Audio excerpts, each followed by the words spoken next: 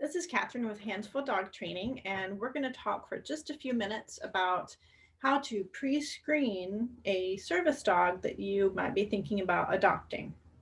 This is going to be for adult dogs. We're not discussing puppies in this particular episode.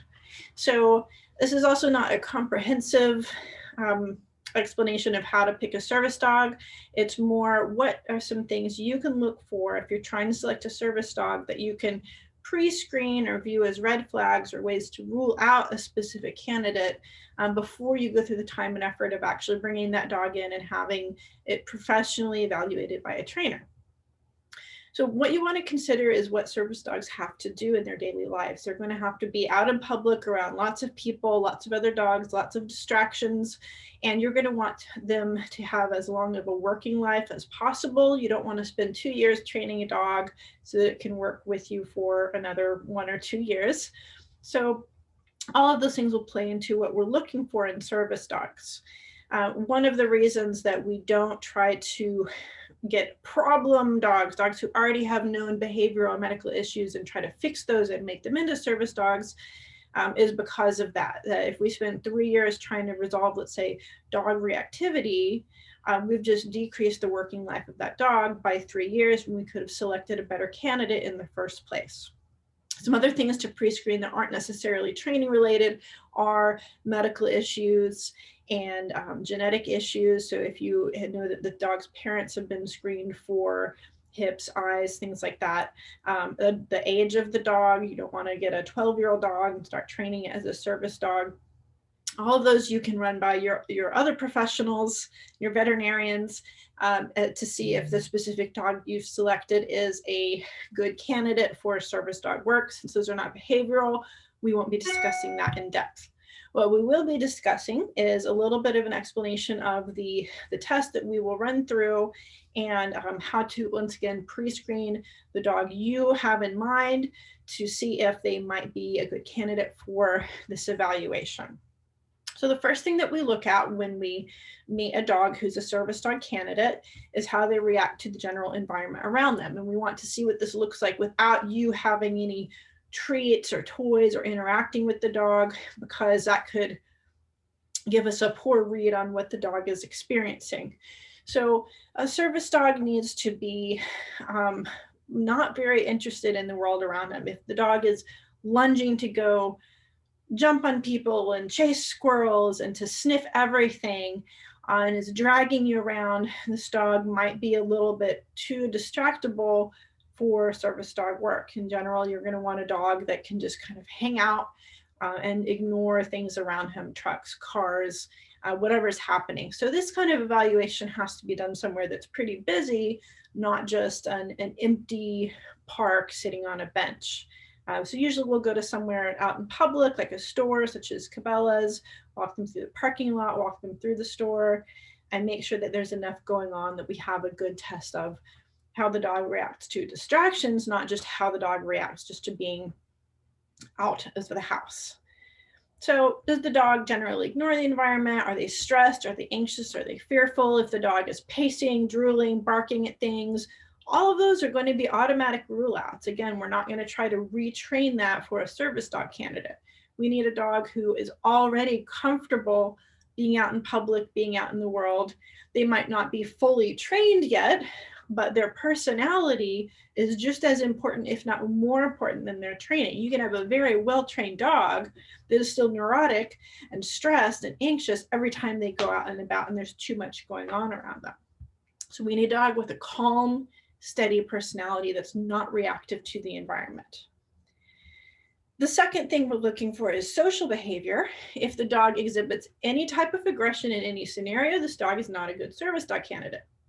That means that if the dog growls, raises their lip, snarls, snaps, or shows any type of, on the other side of it, fearful behavior, the dog avoids people, if the dog slinks around, is scared of people or other dogs, it's not a good service dog candidate. We need a dog who is social in that they are comfortable around other people and other dogs, but that they are not obsessively seeking out contact. So again, if they are dragging you across the store to go jump and jump and jump and jump and lick on people might not be a good candidate for you. So we need a dog who greets people pro-socially. This means we want attentive, forward. The dog, approaches. The dog is confident. Their tail is up. They're wagging their tail, but they're not just obsessing over meeting someone or meeting another dog. So social but calm. No fear, no aggression.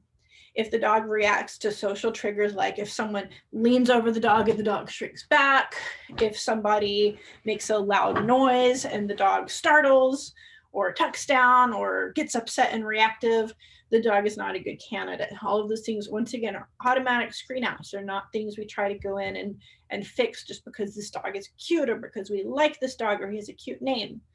We need a dog who is calm and steady and social from the start, not as a result of service dog training, but from the start. The next thing we take a look at is motivation. So again, now we've addressed the dog is comfortable in the environment, the dog is comfortable around new people and dogs, but we also need the dog to be motivated for training. So now is where we go, okay, will this dog work for food? Will this dog work for toys? Will this dog work for petting? Will this dog work for praise? Is the dog social and interactive with you to where it wants to work with you? Those are the next things we're going to evaluate. But again, that's their third. They're not the most important things, but they are important, because if you have a dog who would rather just sleep all day, doesn't care about food, doesn't care about toys, doesn't care about training, this dog is not going to be motivated enough to learn all the things that he needs in order to be a good service dog. So we're going to look at testing some of those out, testing some toys and treats out, and seeing if the dog will stay focused and work with you for longer than a second or two, that they're not eating a treat and then ignoring you to go once again pull off towards a distraction. So these things are somewhat interrelated. The next thing is to make sure the dog is, again, comfortable with people and does not display aggression specifically for handling. So being able to touch the dog's ears, mouth, tail, feet, pick the dog up, handle the dog all over, lean over and pet the dog, and that the dog accepts this with a calm, relaxed body language, not tucking down and not getting upset, not growling, not snarling. The dog should be able to accept touch all over calmly without any issues in order to be a good candidate. These kinds of things, depending on the issue, are not an automatic rule out. So let's say the dog, you flip their ear up and they just move their head away, not an automatic rule out.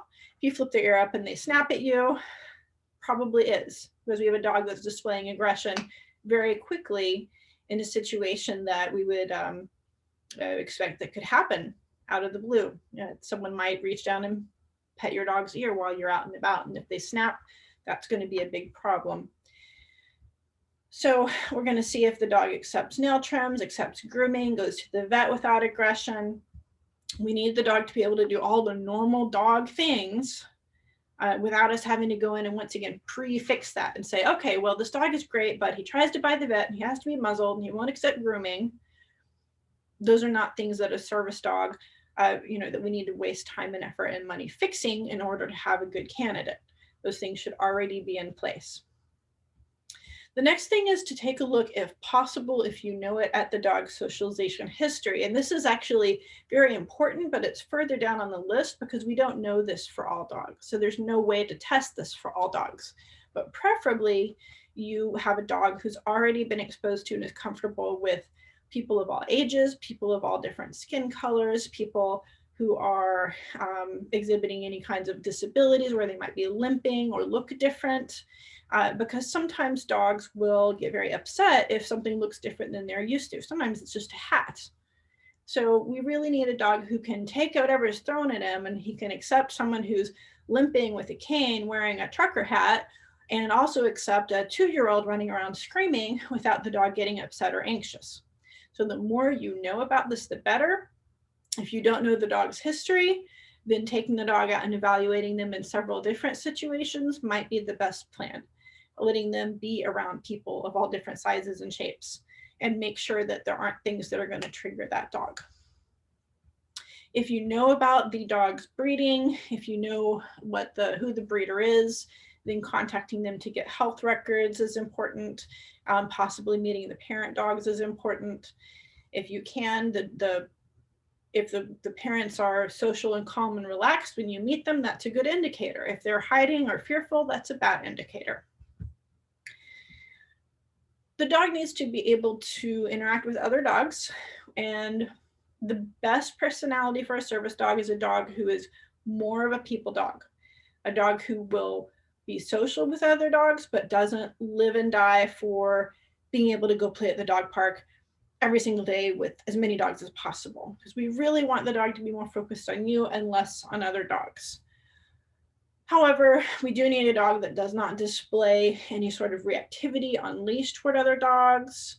So if your dog barks, pulls, lunges, snarls at other dogs that approach, the dog is not a good candidate. If your dog reacts poorly, let's say if they're on leash and an off-leash dog comes up and then your dog reacts, they're not a good candidate. It's not about who is at fault. Like, oh, well, the other person's dog was off leash and mine was on leash, so it's not his fault. It doesn't matter. What matters is that when you have your service dog out in public, if they display aggression towards another dog, that's a career end for them. So if you already have that issue, don't put time, effort, and money into training that dog and then having them necessitate retiring in 2 months because it happened, because someone had their off-leash dog, it went up to your dog and your dog attacked them. That's complete career ender. So start off with the dog who can accept other rude dogs. I have worked with many dogs who can accept another dog in their face growling and barking at them, and that dog just stands there and goes, huh, well, you're rude. If your dog reacts, if your dog is going after dogs that are even being rude to them, if your dog is going at dogs through fences that are barking or being rude to them, that is not a good candidate. Your dog has to be able to ignore other dogs, even if that other dog is the naughty one. Okay, again, it's not about who is at fault. It's about that we need a stable dog. Last of all, if you have any history of aggression, not necessarily even just out in public, but if you have a dog who's guarding their food bowl, who growls when you take bones away, a dog who gets upset when strangers come into your house, that is not protective. That is an indicator that the dog has some sort of problem that needs to be addressed. It doesn't make them a good service dog, it makes them a bad service dog candidate. So your dog needs to be able to accept all sorts of things happening to them without displaying aggression.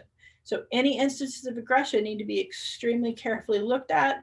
The only ones that we will accept are, for example, if the dog was in pain. So if we tripped, fell on the dog, broke their hip, and this dog bites, that's an exceptional circumstance. We might look at that and go, okay, this was a normal pain response of an animal. But if the dog is growling and barking at people who are just walking in the front door, that's not acceptable. So all of these things together will help you figure out if the candidate you've selected is an appropriate candidate or not. And remember, again, the driving concept behind each of these specifics is that we need the dog's temperament and personality in place from the beginning. We can train almost any dog to do all sorts of things. It's not about the training. It's about their temperament and their personality, which means how do they innately react to the environment, to people, to other dogs, and to all of these stimuli that will be thrown at them. And we need that dog to be calm and stable and steady from the beginning, displaying no aggression and displaying no fear, even under stressful circumstances. So if you think you have that dog, then that would be the time to move forward to a professional evaluation where we can assess that for you, with you, and make sure that that's the best possible decision. That said, 50% of service dog candidates end up not making it through the process in most cases. So the best that anyone can do is make an educated guess and to stack the odds in your favor as much as possible from the beginning. So don't stack those odds against you by selecting a candidate that, again, is cute, pretty, your friend has it, it's convenient, it's free. All of those things might be true, but if it's not the best candidate, then it's going to be in your favor to move on and select a different one that's more appropriate. Thank you for listening to my TED Talk. Catherine with Hands Full Dog Training.